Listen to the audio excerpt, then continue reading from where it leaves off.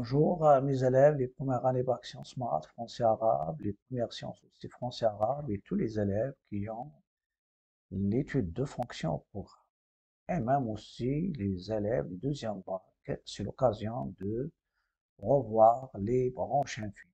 J'ai déjà parlé des asymptotes.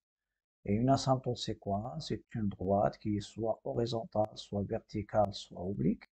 Et la courbe, elle s'approche bien sûr de l'asymptote sans la toucher. Il y a aussi les branches paraboliques. Les branches paraboliques. Normalement, on a déjà parlé de notion de parabole. La notion de parabole, la fonction x associée x au carré, il est défini par deux branches. Il y a deux branches de parabole. Ça, c'est une branche dirigée par l'axe des y, et l'autre, c'est une branche. Donc, il y a deux branches. Si je prends une seule branche, ici, c'est celle-ci qui est dirigée par l'axe des Y, la fonction x à la puissance 3. Il y a aussi une autre branche dirigée par les Y négatifs. Ça, c'est une branche. Donc, le cas de branche parabolique, ça veut dire que la courbe d'une fonction, peut prendre la forme d'une branche de parabole qui est dirigée soit par l'axe des abscisses, par l'axe des ordonnées, ou bien par un axe oblique. Donc, branche parabolique. Définition. Je parle maintenant de branche parabolique dirigée par l'axe des Y. Quand est-ce une courbe admet une branche parabolique, admet une branche parabolique de direction l'axe des ordonnées? Il y a deux conditions. Soit f, une fonction définie au voisinage de plus l'infini. Je traite plus l'infini, c'est la même chose en moins l'infini. On dit que la courbe C de f admet une branche parabolique vers l'axe des y, ou bien on dit branche parabolique dirigée par l'axe des ordonnées, positif ou bien négatif, ou bien on dit de branche parabolique de direction asymptotique. Une grande différence entre une branche parabolique de direction asymptotique, c'est-à-dire il y a une direction qui dirige la branche de parabole. Donc, quand est-ce la courbe admet une branche parabolique de direction l'axe des y, s'il y a deux conditions. La limite en plus de f de x en plus l'infini, il donne l'infini, soit avec le signe plus ou bien moins. Et une deuxième condition, en plus l'infini, le rapport, il donne un nombre, il ne donne pas un nombre. S'il donne a qui est différent de 0, on est dans le chemin d'une asymptote. Donc, il donne l'infini. Et dans ce cas-là, donc, il y a deux conditions. Et je prends le cas ici, vous voyez, ça c'est une branche de la courbe. Lorsque x prend des valeurs très grandes, on vers plus l'infini, la courbe, elle prend la forme d'une branche de parabole dirigée par l'axe des abscisses. Ça, c'est le cas de branche de parabole dirigée par l'axe ou bien vers l'axe OY.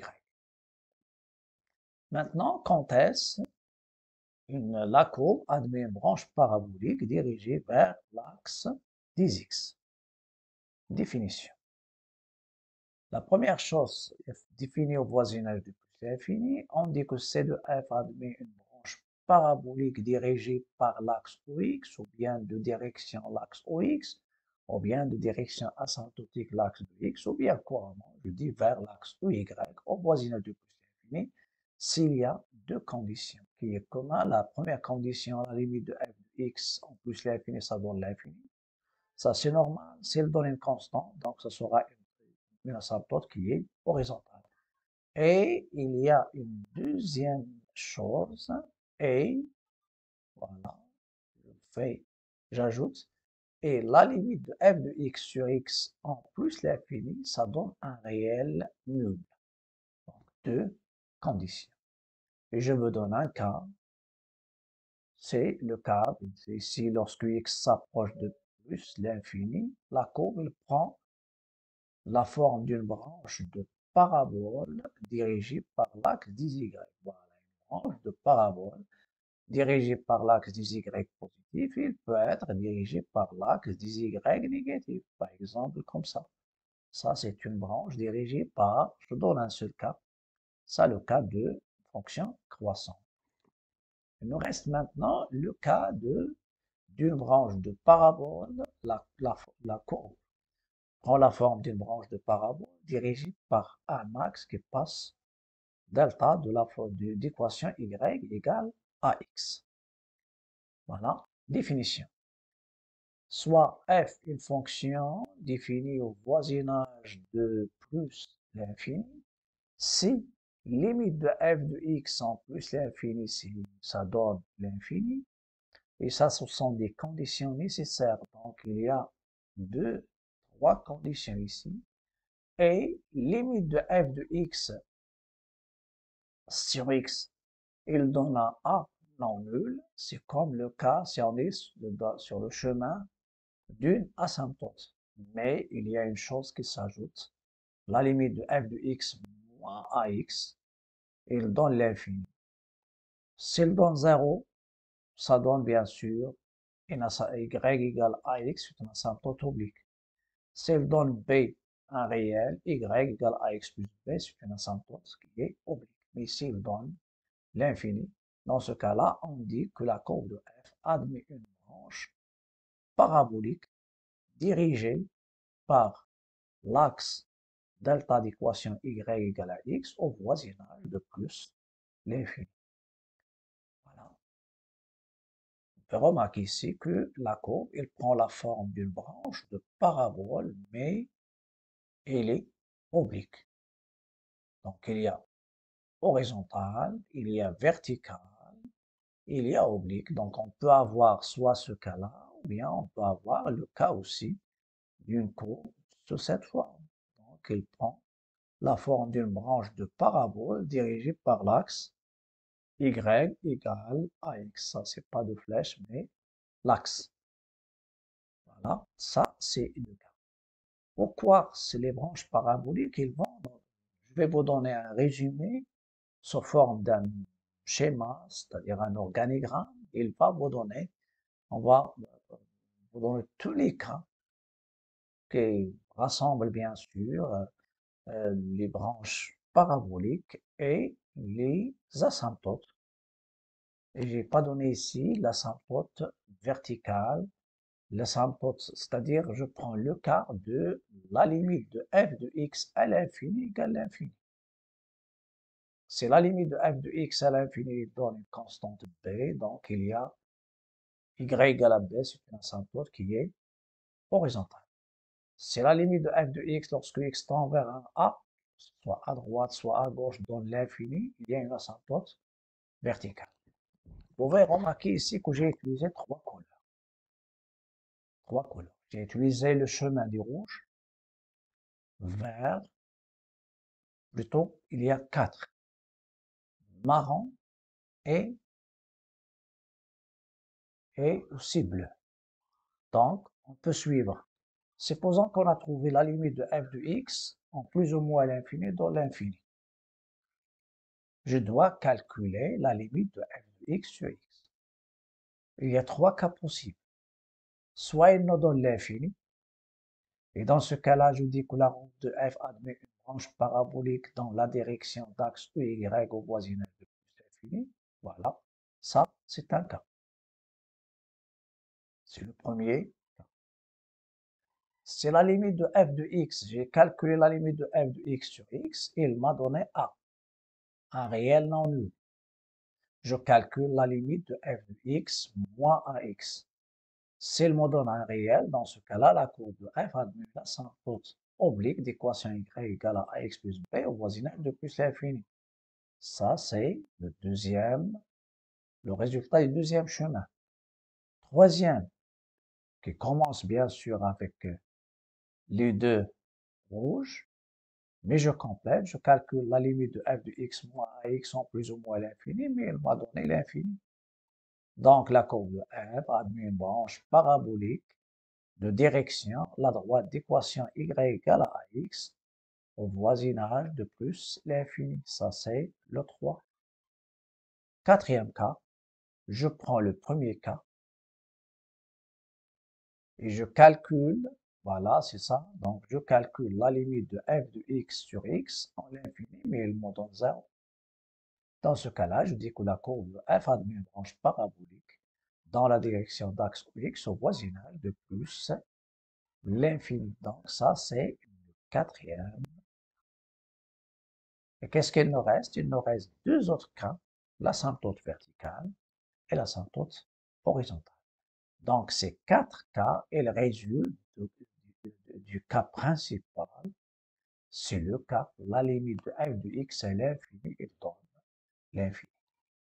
Je vais vous donner quelques exemples sous forme d'exercice. Exercice 3, soit la fonction définie par, bien sûr, f, définie par f de x, c'est la racine f définie par f de x égale à la racine de x. La question posée ici étudie les branches paraboliques au voisinage de plus l'infini. Donc, normalement, il y a une seule branche. La branche parabolique, une seule. Étudier les branches paraboliques ou bien définir la branche infinie, étudier la branche infinie au voisinage de plus l'infini. Donc, il y a une seule branche. On a d de f, c'est r plus, parce que la racine de x est définie sur r étoile plus, pour x c'est pas égal à 0. Limite de f de x en plus l'infini, c'est plus l'infini. Deuxième condition, je calcule la limite de f de x sur x. C'est la limite de la racine de x sur x. Et n'oubliez pas que la racine de x au carré, c'est x pour x strictement positif, et même supérieur ou égal à 0. Mais ici, je prends le cas de, parce que x il est au voisinage de plus l'infini. Donc 1 sur plus l'infini, c'est 0. Donc j'ai trouvé, il y a deux conditions, limite en plus l'infini, c'est plus l'infini, f de x sur x, c'est 0. Donc c de f, elle admet une branche, donc la courbe c de f admet une branche parabolique vers l'axe x au voisinage de plus l'infini, ou bien je dis, il admet une branche parabolique dirigée par l'axe des abscisses, la racine de x. Et n'oubliez pas que la courbe de la racine carrée, bien sûr, elle est formée par une branche de parabole dirigée par l'axe des x positifs. On a déjà étudié, bien sûr, et représenté ces fonctions de référence. L'exercice 4, soit la même chose, la fonction f, soit la fonction f définie par f de x égale x à la puissance 3. La même chose, étudier ici, normalement, c'est la branche parabolique au voisinage de plus l'infini, comme le cas de l'exercice précédent. Mais si je prends étudier les branches, je peux dire au voisinage de plus l'infini, au voisinage de moins l'infini. Voisinage de plus l'infini et moins l'infini. Donc, je peux revenir et prendre ici, étudier les branches infinies de C de F au voisinage de plus l'infini et moins l'infini. Moins l'infini. Le domaine de F, c'est pas R. Non, c'est R, bien sûr, ici. Le domaine, c'est R. C'est R, c'est moins l'infini plus l'infini. Limite de f de x en plus l'infini, c'est plus l'infini. Et limite de f de x en moins l'infini, c'est moins l'infini. Limite de f de x sur x en plus l'infini, c'est x à la puissance 3, c'est x sur x carré. Donc, c'est plus. Donc, la courbe c'est de f admet une branche parabolique vers l'axe de x au voisinage de plus l'infini. Si je prends l'autre, au voisinage de moins l'infini, la même chose. La limite de f de x en moins l'infini, c'est moins l'infini, x à la puissance 3. La limite de f de x sur x en moins l'infini, c'est la limite de x carré, c'est plus l'infini. Donc, c de f admet une branche parabolique dirigée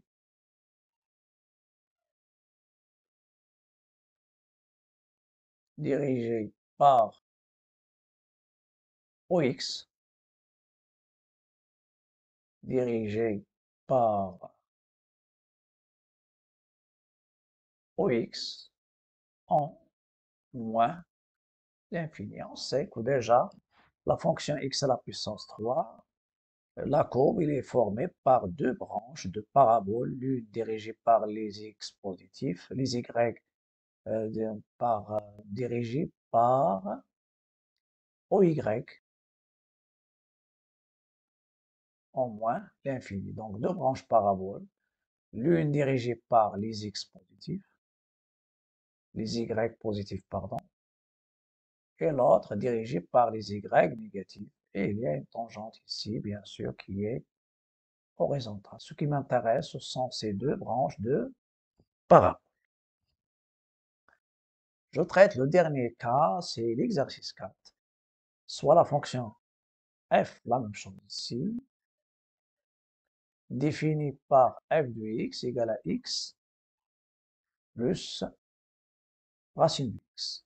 Étudier la branche parabolique au voisinage de plus l'infini. Étudier les variations de f et dresser le tableau de variation. Étudier la dérivabilité de f à droite au point 0 et tracer la courbe de f. Le domaine, c'est R+, parce que x est positif. La racine de x, limite de x plus racine de x. Lorsque x tend vers plus l'infini, c'est plus l'infini, c'est plus l'infini. La limite de f de x sur x en plus l'infini, c'est la limite de x plus racine de x sur x. Après, je prends x sur x, il donne 1, et racine de x sur x, c'est 1 sur racine de x. Parce que la racine de x, le taux au carré, ça donne x. Voilà, je prends ici x strictement positif. Donc la limite, il donne 1. 1, c'est un réel qui est différent de 0. Donc le a, il est égal à 1. Et je vais calculer maintenant la limite de f de x moins ax. En plus l'infini, f de x moins x, c'est la racine de x. Sa limite, c'est plus l'infini. Donc la courbe de la fonction admet une branche parabolique dirigée par en plus l'infini, ou bien je dis au voisinage de plus l'infini. Pour les variations, je calcule la dérivée, c'est x. Je sais que la racine de x n'est pas dérivable à droite au point 0. X plus racine de x, la dérivée de x c'est 1, racine de x c'est 1 sur 2 racine de x, racine de x strictement positive, ça vous donne la dérivée strictement positive. Tableau de variation, ma fonction, il est sur 0 plus l'infini, il n'est pas dérivable au point 0, on va étudier la dérivabilité. En général, ça sera avant tableau de variation, mais c'est pas grave, ce qui m'intéresse, c'est la demi-tangente à droite au point O. Donc, elle croît de 0 jusqu'à plus l'infini. Étudiant la dérivabilité de f à droite au point 0. Je calcule la limite du taux d'accroissement f de x moins f de 0 sur x moins 0 à droite. La même chose ici, x sur x, ça donne 1. Racine de x sur x, c'est la racine de x sur racine de x au carré. En simplifiant, ça donne 1 sur racine de x. Et racine de x étant vers 0 plus, donc 1 sur 0 plus, ça donne plus l'infini. Donc finalement, je trouve que la limite de tout accroissement, c'est plus l'infini. Donc f n'est pas dérivable à droite au point 0, mais ce qui m'intéresse, c'est la nature de la demi-tangente. C de f admet une demi-tangente verticale à droite au point O. Il est dirigé vers le haut parce que 0 plus, ça donne plus l'infini. X tend vers 0 plus, ça donne plus l'infini. Pour la représentation graphique, donc je vais prendre un repère orthonormé, je trace la droite d'équation y égale à x, la première bisectrice. Je trace cette demi-tangente qui est verticale et je trace la courbe de ma fonction. Donc, ça sera, si je veux savoir quelle est l'allure de ma courbe, donc déjà, je donne l'allure avant. Voilà, ici, il y a la première bisectrice, c'est ça. Je trace la première bisectrice. Bien sûr, c'est une droite. Demi-tangente vers le haut. Et la courbe, elle va croître. Elle va prendre la forme d'une branche de parabole dirigée par la droite d'équation y égale x. C'est ce que je vais vous donner maintenant. Donc, ça, la première, c'était troisièmement. Quatrièmement, la courbe de f.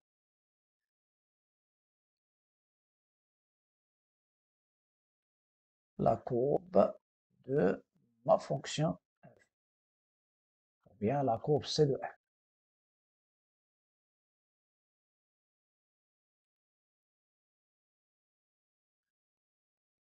La courbe de ma fonction f. Voilà. Je trace la demi-tangente au point O, dirigée vers le haut. Voilà. Dirigée vers le haut. La droite d'équation y égale à x, ça c'est l'axe des x, l'axe des y. La courbe, donc, elle croît et elle prend la forme d'une branche de parabole dirigée par l'axe y égale à x. Ça veut dire ici, la courbe elle croît et les tangentes à la courbe tendent à être parallèles avec la direction. Ça veut dire elle s'éloigne d'une manière parabolique, c'est-à-dire elle prend la forme de la courbe, c'est une branche de parabole dirigée par l'axe. Si c'était une asymptote, donc elle croît et après elle va s'approcher. Donc il s'éloigne légèrement, donc cet espace augmente d'une manière légère. Donc ça sera tout pour cette vidéo. N'oubliez pas de liker, partager et commenter. À bientôt.